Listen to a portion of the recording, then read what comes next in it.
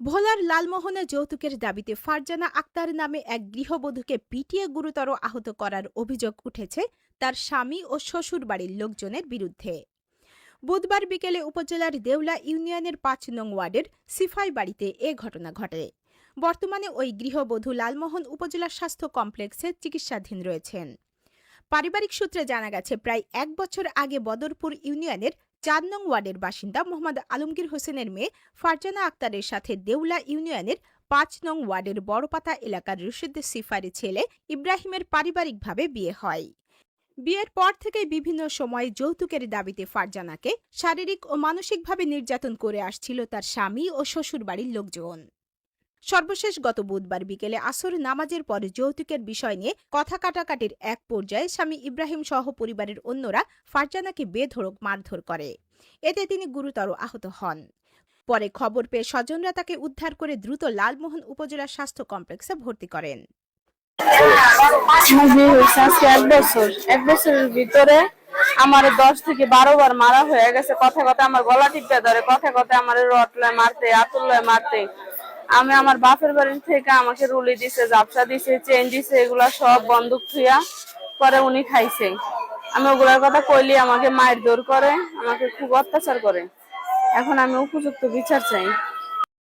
আমাকে মারছে আমার জাল মালায়, আমার হাজবেন্ড ইব্রাহিম, আমার শাশুড়ি, আমার ননদ রহিমায়, শাশুড়ির নাম পাখি। আমাকে আমার ছোট বোনের শ্বশুর বাড়ি থেকে এক লোক ফোন দিয়া বলতেছে যে তোমার বোনরে মাইরা ফেলাইছে, তোমার বোনের শ্বশুর বাড়ির লোক, তোমার বোনরা এসে তোমরা উদ্ধার করে নিয়ে যাও। পরে ইনস্ট্যান্ট আমরা, আমার ছোট ভাই শ্বশুর আছে, আমার তালই, আমার খালাতো ভাই, আর আমাদের এলাকার লোকজন, ওনারা মিল্লা কালকে রাত্রে যায়া অটো দিয়া ওরে মানে মরা অবস্থায় ওর শ্বশুর বাড়ি থেকে নিয়ে আসছে হসপিটালে। তো হসপিটালে আসছে, আমি আজকে সকালবেলা আইসা দেখি যে ওর অবস্থা একেবারে গুরুতর, ওর অবস্থা একেবারে খারাপ। তো আমার ছোট বোনটা বিয়ে দিচ্ছে আজকে 1 বছর হয়েছে। 1 বছরের ভিতরে এর আগে শুনছি ছেলে অনেক ভালো, ছেলে ঢাকায় থাকে, কাজকর্ম করে। তো বিয়ে দেওয়ার 20-25 দিন যাওয়ার পরে ওর আসল রূপ বের হয়ে এসেছে যে ও কতটুকু ভালো। ওরে আমরা ব্যবসা করার জন্য টাকা দিছি, ছোট বোনের গহনা দিছি, ইভেন ওরও গহনা দিছি।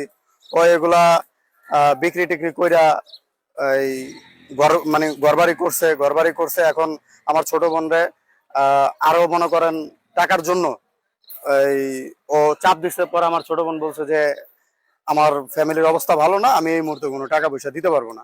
তো এই কথা যখন বলছে, এই কথা বলার সাথে সাথে ওরে মানে ইনস্ট্যান্ট যে মারা মারছে, মানে ওর মৃত্যু থেকে বাইচা আসছে কিনা এখনো জানি না, এখন ওর অবস্থা অনেক খারাপ।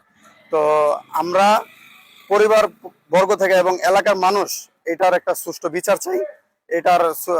আমরা এই ব্যাপারে আইনগত ব্যবস্থা আমরা গ্রহণ করব।